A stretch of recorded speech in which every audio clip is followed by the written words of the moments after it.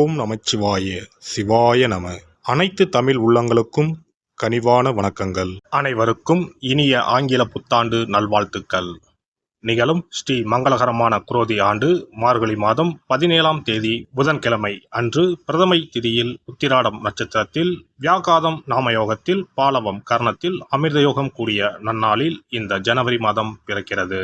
பிறக்கப்போகும் இந்த புதிய வருடத்தின் முதல் மாதத்தில் உங்கள் வாழ்வில் வளமும் நலமும் செல்வ செழிப்பும் பெற்று வாழ்வில் உயரிய நிலையை அடைய எல்லாம் வல்ல எம்பெருமானை வேண்டி விரும்பி கேட்டுக்கொள்கிறேன். ஜனவரி மாதத்தின் கிரகங்களின் நிலை என்னவென்று பார்த்தால், ரிஷபத்தில் குரு பகவான் வக்ர நிலையில் உள்ளார்.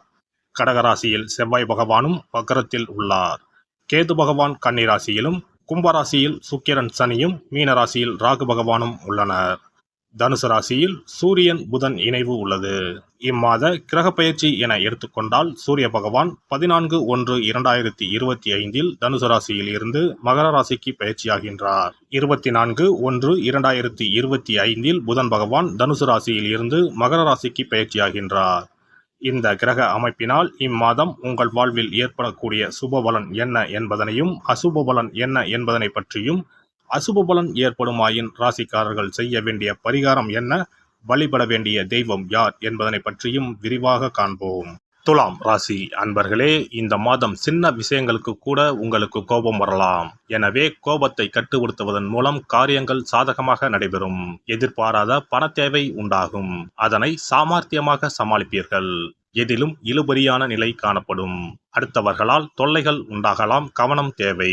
உத்தியோகத்தில் இருப்பவர்களுக்கு வேலையில் டென்ஷனும் வீண் அலைச்சலும் இருக்கும். வீண் பகை உண்டாகலாம், கவனமாக இருப்பது நல்லது. தொழில் வியாபாரம் தொடர்பான காரியங்களில் தாமதம் ஏற்படலாம். பணவரத்து எதிர்பார்த்ததை விட குறையக்கூடும். கடன் விஷயங்களை தள்ளி போடுவது நல்லது. புதிய நபர்களுக்கு பொருட்களை சப்ளை செய்யும் போது கவனம் தேவை. எதை பேசுவதாக இருந்தாலும் பேச்சில் நிதானம் தேவை. வாழ்க்கை துணையின் உடல்நலத்தில் கவனம் தேவை. குடும்பத்தில் இருப்பவர்களால் திடீர் டென்ஷன் உண்டாகலாம், கவனம் தேவை. பிள்ளைகளை அனுசரித்து செல்வது நல்லது. பெண்கள் கோபத்தை கட்டுப்படுத்துவதன் மூலம் காரியங்களை சாதகமாக செய்து முடிக்க முடியும். எதிர்பார்த்த தகவல் தாமதப்படலாம். கலைத்துறையினருக்கு சொத்துக்களை அடைவதில் தடைகள் ஏற்படும். உயர்நிலையில் உள்ளவர்களுடன் மன வருத்தம் ஏற்படும்படியான சூழ்நிலை வரும். உடல் ஆரோக்கியம் பாதிக்கப்படலாம், கவனம் தேவை. வாகனங்கள் மூலம் செலவுகள் உண்டாகலாம். அரசியல் துறையினருக்கு எதிர்பார்த்த பணவரவு இருக்கும். தேவையான வசதிகள் கிடைக்க ஆர்வம் காட்டுவீர்கள். தொழில் வியாபாரம் சுமாராகத்தான் இருக்கும். எதிர்பார்த்த கடன் உதவி கிடைக்கலாம். பழைய சிக்கல்கள் தீர்வதில் தாமதம் ஏற்படும்.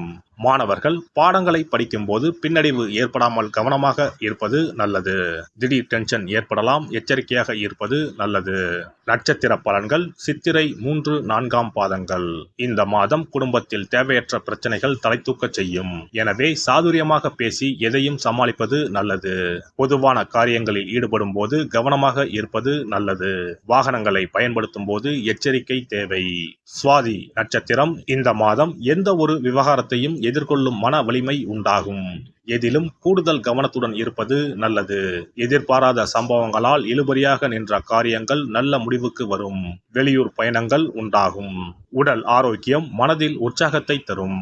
விசாகம் 1, 2, 3ஆம் பாதங்கள். இந்த மாதம் தொழில் வியாபாரத்தில் இருப்பவர்கள் சற்று கூடுதலாக உழைக்க வேண்டியிருக்கும். கடன் பிரச்சனைகள் குறையும். போட்டிகள் நீங்கும். வரவேண்டிய பழைய பாக்கிகள் வசூலாகும். உத்தியோகஸ்தர்களுக்கு மறைமுக எதிர்ப்புகள் நீங்கும். மேல் அதிகாரிகளின் ஆதரவு கிடைக்கும். திறமையான செயல்கள் மூலம் பாராட்டுகளை பெறுவீர்கள். மாரியம்மனை வெள்ளிக்கிழமையில் தீபம் ஏற்றி வழிபட சகல நன்மைகளும் உண்டாகும். தடை தாமதம் நீங்கும். சிறப்பு தொகுப்பு. கழுத்தை நெரிக்கும் கடன் பிரச்சனையால் கஷ்டப்படுபவர்களுக்கு எளிய பரிகாரங்கள் உள்ளன. ருண, ரோக, சத்ரு இந்த மூன்றுமே மனிதர்களை வெல்லக்கொள்ளும். அதிலும் கடன் பிரச்சனை கவலையை ஏற்படுத்தி மனிதர்களை கலங்க வைத்துக் கொள்ளும். கடன் பிரச்சனையால் கஷ்டப்படுபவர்களுக்கு எளிய பரிகாரங்கள் உள்ளன. இந்த எளிய பரிகாரங்களை நம்பிக்கையோடு செய்தால் நிச்சயம் பலன் கிடைக்கும். ஒருவரின் ஜாதகத்தில் 6ஆம் இடம் கடன் ஸ்தானத்தை குறிக்கும். கடன் பிரச்சனையால் இன்றைக்கு பலரும் தற்கொலை செய்து கொள்கின்றனர். சக்கரத்தாழ்வார் அருள் இருந்தால் கண்டிப்பாக கடன் பிரச்சனைகள் நீங்கும். பெருமாள் கோவிலுக்கு சென்று சனி மற்றும் புதன் கிழமைகளில் சக்கரத்தாழ்வார் சன்னதியில் துளசி மாலை சாற்றி 12 முறை வலம் வர வேண்டும். ஒவ்வொரு முறை வலம் வரும் பொழுதும் கடன் தீர்வதற்கு மனமுருக நம்பிக்கையோடு வேண்டிக் கொள்ள வேண்டும். தொடர்ந்து 12 வாரங்கள் செய்தாலே கடன் பிரச்சனை தீர்ந்து மன நிம்மதி ஏற்படும்.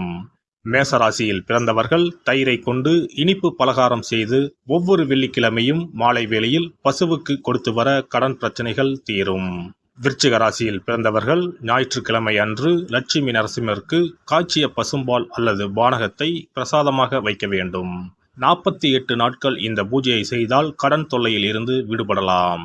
ரிஷபராசியில் பிறந்தவர்கள் ஜவ்வரிசி கொண்டு இனிப்பு தயாரித்து அதை வெள்ளிக்கிழமை என்று பசுவிற்கு மாலை வேளையில் கொடுத்து வர கடன்கள் அடைந்து சுகம் பெறலாம். துலாம் ராசிக்காரர்கள் பசும்பாலை சுக்கிர ஓலையில் வில்வ மரத்திற்கு ஊற்றவும். 24 வெள்ளிக்கிழமை செய்திட நிச்சயமாக கடன் தீரும். வெள்ளிக்கிழமையில் அரச மரத்தடி விநாயகருக்கு அகலில் 11 தீபமும் 11 முறை வலம் வந்தும் வழிபட்டால் கடன் தீரும். மிதுன ராசிக்காரர்கள் தினசரி சிறிது தயிர் சேர்த்து குளித்து வரவும். கடன்கள் நீங்கும். மாலை வேளையில் சூரிய தரிசனம் அஸ்தமனத்துக்கு முன் செய்து வரவும். கன்னி ராசிக்காரர்கள் சனிக்கிழமைகளில் உளுந்து வடை தானம் செய்யவும். அதை நீங்கள் உண்ணக்கூடாது. மேலும் துளசிக்கு தினசரி நீர் வார்த்து ஒரு மண் அகலில் நல்லெண்ணெய் விளக்கேற்றி வைக்க ருண நிவாரணம் பெறலாம். கடகராசிக்காரர்கள் ஒவ்வொரு ஞாயிறும் சிறிது வெள்ளக்கட்டியை ஓடும் நீரில் விடவும். கடன்கள் வெள்ளம் போல கரைந்துவிடும். சிம்ம ராசியில் பிறந்தவர்கள் ஒவ்வொரு சனிக்கிழமையும் அரச மரத்தடியில் மண் அகலில் நல்லெண்ணெய் ஊற்றி கருப்பு திரி கொண்டு 8 விளக்குகள் ஏற்றி வர கடன்கள் அழிய வழி பிறக்கும். மகர ராசிக்காரர்கள் சனிக்கிழமைகளில் எள்ளுருண்டை செய்து பலருக்கு தானமாய் கொடுத்து வர கடன் தொல்லைகள் நீங்கும். கும்பராசிக்காரர்கள் வியாழன் மாலை 6 மணிக்கு குங்குமப்பூ சேர்த்த பாதாம் கீர் செய்து மகா விஷ்ணுவுக்கு நிவேதனம் செய்து முதலில் தான் அறிந்துவிட்டு பின்பு மற்றவருக்கும் தானமாய் கொடுத்து வர கடன்கள் மலமளவென அடைபடும். தனுசு ராசிக்காரர்கள் செவ்வாய்க்கிழமைகளில் ஆலய பணிகளுக்கு செங்கல்கள் முடிந்த அளவு வாங்கி கொடுக்க கடன்கள் அடைந்து நிம்மதி பெறலாம். மீன ராசிக்காரர்கள் செவ்வாய்க்கிழமை அன்று மதியமோ இரவோ நோயாளிகளுக்கு சப்பாத்தியை தானமாக கொடுத்து வர கடன்கள் வேகமாக அடைய ஆரம்பிக்கும். குறைந்தது 9 சப்பாத்திகள் கொடுப்பது நல்லது. செவ்வாய் பகவானை மனதார நினைத்துக் கொள்வது நலம் தரும். பௌர்ணமி நாளில் குலதெய்வத்திற்கு படையலிட்டு வழிபடுவது சிறப்பு. குலதெய்வ படம் இல்லாதவர்களும் குலதெய்வம் பற்றி தெரியாதவர்களும் 5 முக குத்து விளக்கை பூஜை அறையில் ஏற்றி வைத்து படையல் போட்டு கற்பூர ஆரத்தி காட்டி கடன் பிரச்சனை நீங்க மனதார வேண்டிக் கொள்ளலாம். இவ்வாறாக 9 பௌர்ணமிகள் விடாமல் இந்த பரிகாரம் செய்ய கடன் தொல்லைகள் எளிதாக தீர்ந்துவிடும். கடன் தீர்வதற்கான வழிகளும் கிடைக்கும்.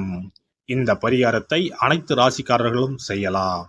எல்லாம் வல்ல இறையருளால் நீங்களும் உங்கள் அன்பு குடும்பமும் உடல் நலம், நீலாயுள், நிறை செல்வம், உயர் புகழ், மெய்ஞானம் ஓங்கி வாழ்க வளமுடன்.